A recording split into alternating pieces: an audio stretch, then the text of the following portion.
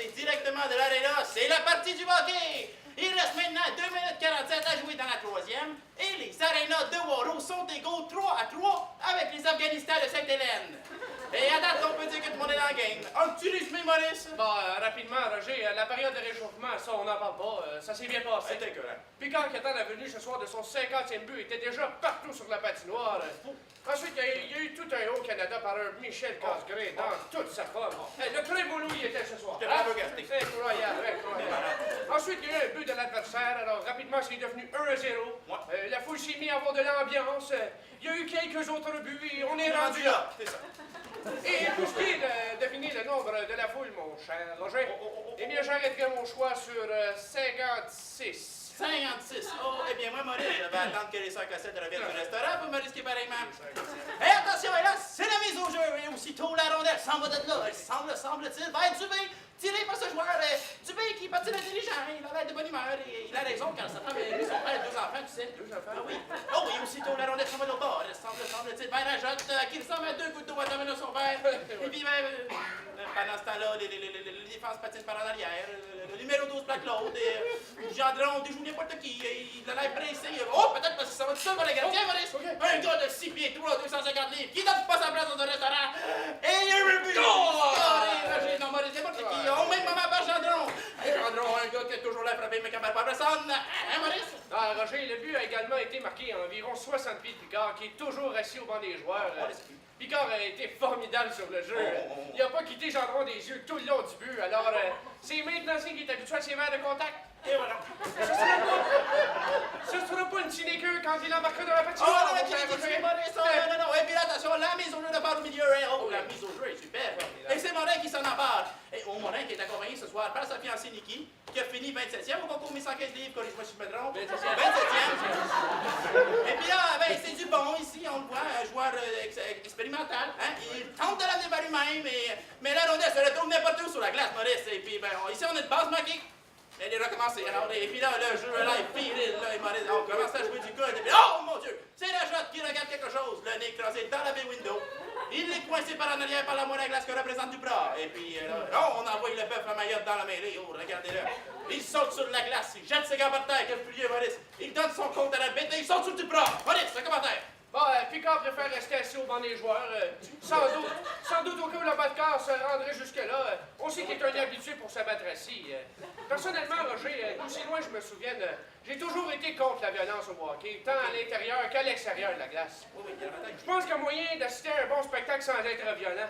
On n'a qu'à passer à une bonne comédie musicale comme Grease, à du théâtre comme Alcan, ou même à de l'opéra comme Minuit chrétien. Roger, les gars qui chantent à l'opéra, c'est pas des tapettes, ces gars-là. Ils ont des vraies voix de bœuf. Mais c'est un peu comme Mayotte qui essaie d'hockey pour l'opéra. Je pense que le spectacle en sera tiré grandement millionnaire. Oui, Maurice, ok, écoute, je balance là, Maurice, mais là, le calme semble vouloir se reprendre et l'engueulade s'est terminée. Et puis, Duprat préfère quitter la glace sans connaissance, c'est son choix. Maurice, 100%. Et puis là, le bœuf à Mayotte, puis il n'a rien senti. Regardez, il retourne prendre son côte, il donne un petit par l'arbitre et il va s'asseoir dans la foule à côté de son chum, le gros Émile. Celui qui dit qu'il a besoin d'un garage pour se vanter de vente et qui s'en obtient avec son de chip. C'est Maurice, c'est quoi? C'est que je ne voyais plus Picard, mais il s'était seulement penché au banc des joueurs.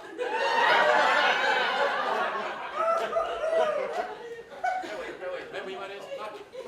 Ah, et puis attention, là, il reste environ 1 minute à jouer. Là, c'est fatigue sans le sang, je pense. Et là, ben, on a encore du bon, là, un joueur énergétique. Hein, puis Coudon, en arrière de lui, ben, c'est Poitras. On le voit d'ici, là, il tricote sans arrêt, puis son épouse encourage.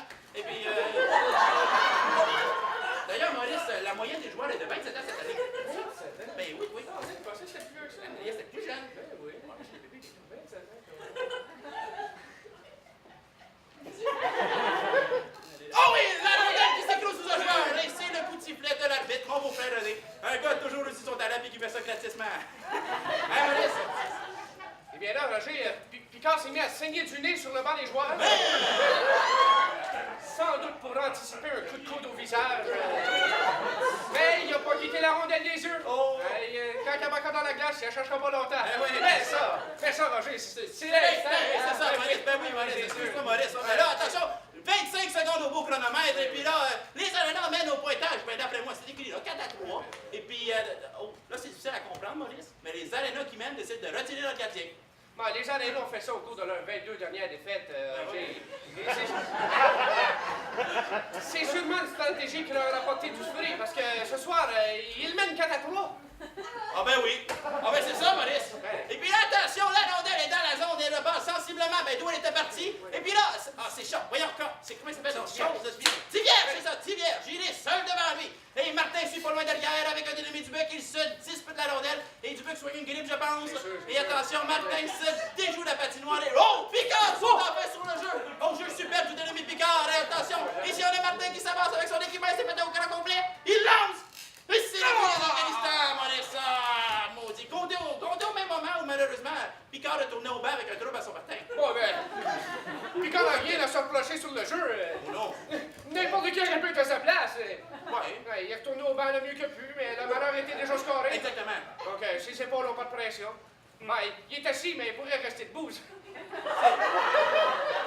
C'est tellement beau de le voir récupérer. Oui, Maurice. Excuse-moi, Maurice, mais là, le jeu va reprendre avec la fin du match. Ben oui, c'est fini. Alors là, je vous rappelle le score final. Arena 4 et Afghanistan 4. Pour un immense total de 8. Des impressions du match, mon Maurice. Bon, Roger, c'est très impressionnant à quel point une équipe peut changer de vent de direction. Et ça, c'est la preuve d'une condition physique sans arrêt.